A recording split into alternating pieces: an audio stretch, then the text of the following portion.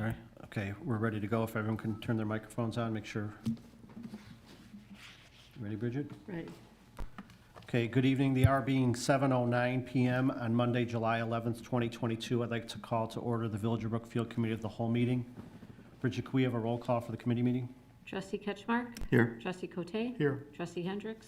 Here. Trustee Conroy? Here. Trustee Leclerc? Here. President Garvey. Here. Thank you. Okay, we have one item up for discussion, a discussion of temporary use and event permit application and text amendments.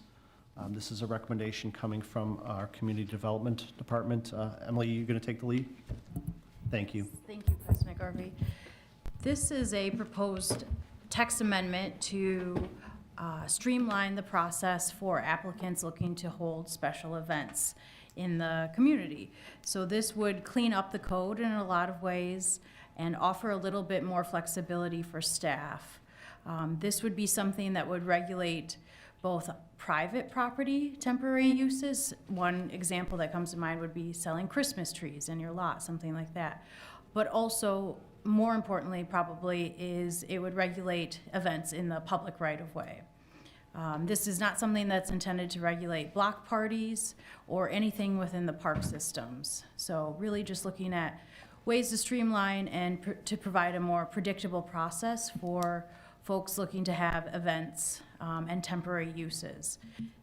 Tonight, this is something that we're asking the Committee of the Whole to review and ask the Planning and Zoning Commission to hold a public hearing on for further review and further testimony from the public. Questions or comments from the board? I mean, we have very detailed information in our packets about the current language in our ordinances and some possible recommendations for changes. I think this is something we've kind of handled informally over the years. This spells it out much clearer for everyone, what's needed, what's required. You know, we have a responsibility here, particularly when public property is being used for some of these events. And I think, you know, with all good intent, you know, some residents or businesses come forward with ideas or events they want to have, not realizing the impact they can have on the surrounding community. So I think this is going to be very good going forward. Just one question, what does park systems mean? Is that within our parks? Are those events run by our Parks and Recreation Department? That's right, yes. Anything in the park district, in the parks. Yeah, so pavilion rentals, coordinating different baseball games and those kinds of uses, that is all run through the Parks and Recreation Department, and we're not proposing any changes for that. Okay, thank you. I appreciate that there's a bond requirement. The only concern I had was about block parties, because that would make it really hard to run an informal block party. But how are we going to make it explicit that this doesn't govern block parties? Sure. So right now, if you look at the proposed language, the only events that are proposed within residential districts are those that are for faith-based organizations or nonprofits or community events. So, you know, we did take an eye to that, looking at how block parties are typically within the residential district.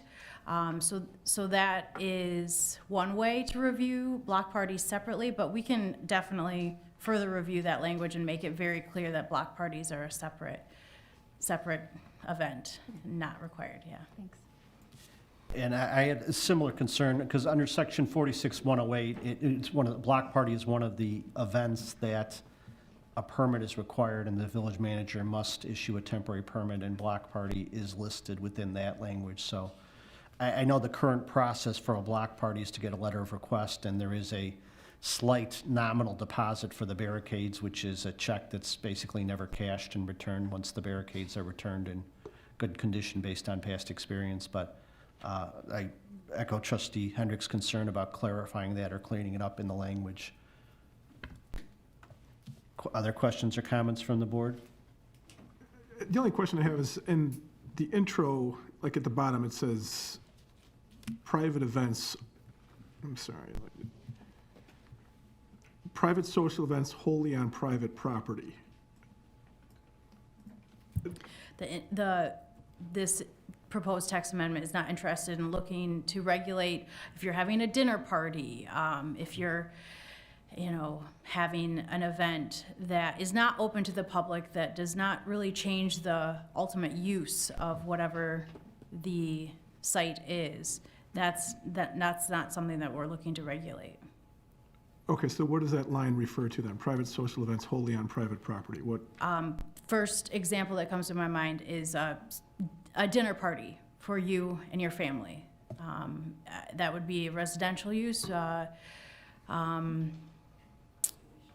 I'm sorry, not regulated, right. but, okay. Graduation party, All yeah. right, I apologize. No, I you're didn't fine. realize it said, no, okay. Yep. I'm good, thank you. Okay. Other questions or comments? I think as Trustee Ketchmark pointed out, this was an example of, we've had kind of policies or informal policies for dealing with this going in the past, but as we've discovered with other things, the predictability of having this down in writing helps both the village and the parties applying. There are timeframes, and whatever steps are taken or new language is incorporated, we'll make sure that the organizations that have these types of requests in the past will be made aware of the requirements and the time frame so they can apply in ample time to go forward. And then we'll just make it in general for any new events out there.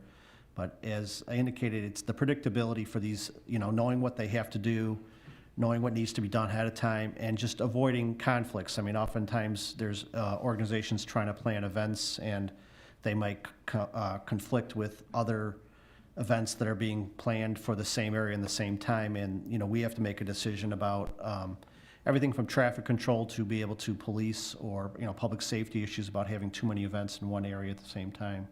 So I think it's a very good idea, and obviously the Planning and Zoning Commission is the ideal place to vet this and get input and look for recommendations from them, so. I think what would be good ultimately is that we have a, one-page information sheet, someone wants to have whatever, here's some general information, not where they have to dig into the code, or staff is, sitting going through step by step by step with them, right up front. It's kind of like we do with the flood mitigation program even now. Yeah, definitely. Once the Plan Commission comes back with a recommendation and we make whatever changes we have to the code, I agree that would be, because these groups that are trying to run these events, often it's volunteers or smaller organizations. We're not looking to create, more work or loopholes. It's the predictability and the ability to know what they need ahead of time, along with allowing us to make sure that the, public property is protected, used properly, and that we can cover the safety issues, So I take it there's a clear consensus from the board to refer this to Planning and Zoning Commission?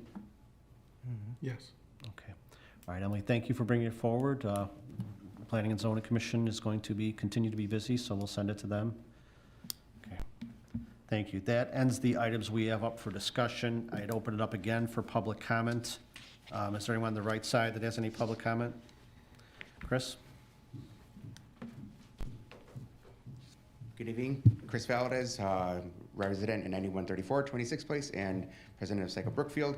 Happy to hear that the update regarding Washington Avenue has been approved with bike lanes. I just wanted to reconfirm Cycle Brookfield's commitment to the village safety and commit ourselves as resources to not only the village staff but to the village itself if anything is required for us, insight, input, financial, anything that's required to make sure that we have bike lanes for safety there. So I think I missed my time earlier. Wanted to make sure I jumped up to say it's here today. So thank you. We appreciate your input and ideas, and you got to get used to your new introduction. You got to add Economic Development Commission member to your. Very true. Yes, I'll probably add a few titles to it. I know it's only minutes old, but you got to add that No to. brainer, yes. Yeah. Well, good. Well, thank you. So Well, thank you very for the time. much. Appreciate it. Thank you.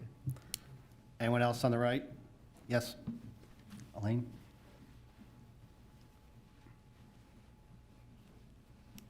Elaine Jans, 4318 Brookfield. I just want to reiterate, I've been with Cycle Brookfield since the first meeting. Chris has done an amazing job moving this forward, and we really appreciate all the support from the village and the police in allowing our organization to grow, and hope to see the bike lanes coming, and thank you very much for all of that. Thank you, Elaine. Anyone else on my right? Left side? Yes, sir? You can come up to the microphone. Good evening. My name is Ed Hand. I'm actually the resident that lives at 4004 Forest, just south of the Parish Convent. So a couple things I want to mention. I apologize for not making the last meeting 2 weeks ago, but I was able to listen to the audio recording. So there's a lot of discussion about the fence. So it's somewhat of a non-issue. I mean, I don't think you can compel the developer to put up a fence if I decide to take mine down. But what I would like to suggest is putting a requirement in to extend it further east towards the front of their building on towards Forest. And shoot, you know, you could put it on my property line and make it the same darn fence and make it continuous, so it isn't a jagged, discontinuous fence. So that'd be fine, because that would be a way to separate it from the higher intensity use.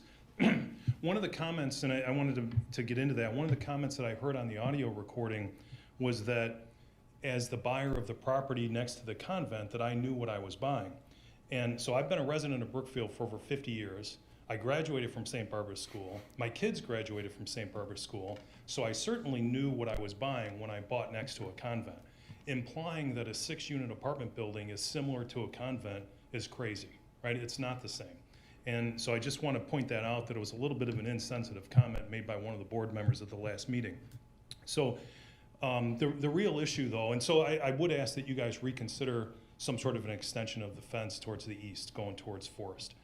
The other thing I want to mention is the remaining concern that I have, because the air conditioner units moving to the west side was addressed, I appreciate that. There's going to be 2 on the south side, and if we're able to extend that fence, it would take care of that a little bit better. The last comment, though, is related to parking. So everyone has acknowledged the concerns about the variance to go to 1 parking spot per unit, but there has literally been little to no discussion about what our options are to fix that. So there still is no parking on the south side of south side of Windermere, and I haven't heard any. When I talked to Kate Portillo, she keeps referring it to the Brookfield Police Department. So, you know, I feel like I'm getting a little bit of a runaround in terms of what are the possible solutions to that concern, because it is a concern. I mean, you're taking an area that was made, you know, 50 by 125 foot lot, and you're going to put 6 families there. So thinking that you're not going to have a parking problem is crazy, right? It's going to happen. So I'd like to understand from the board and from the Planning Commission, what are the options to look at different possibilities for parking restrictions on Windermere associated with the apartment building? Thank you. Thank you for bringing up the comments. I know Emily and Kate they'll get back to you. I mean, as we move forward with the development, we always have the ability to address parking issues going forward. We'd like to see how a development is involved, how many vehicles are registered, and then this board has the ability to take actions based on staff's recommendations for dealing with parking in neighborhoods, with everything from, you know, permitted sticker to zone parking to changing parking on adjacent streets. But we appreciate you bringing that forward. And I don't recall who made the comment, but I know no board member was trying to be insensitive in making the comments about they did, so I offer an apology. But there was no intention to be insensitive, so thank you for coming out. Okay, any other, that side? Okay, hearing none, I would entertain a motion at 7:23 to go into executive session pursuant to Section 2C1 of the Open Meetings Act to discuss the appointment, employment, compensation, discipline, performance, or dismissal of specific employees. So moved. Second. Motion was made by trustee Conroy, second by trustee Leclerc. Roll call, please. Trustee Ketchmark? Aye. Trustee Cote? Aye. Trustee Hendricks? Aye. Trustee Conroy? Aye. Trustee Leclerc? Aye. Motion passes. Okay, we're adjourned into executive session at 7:23.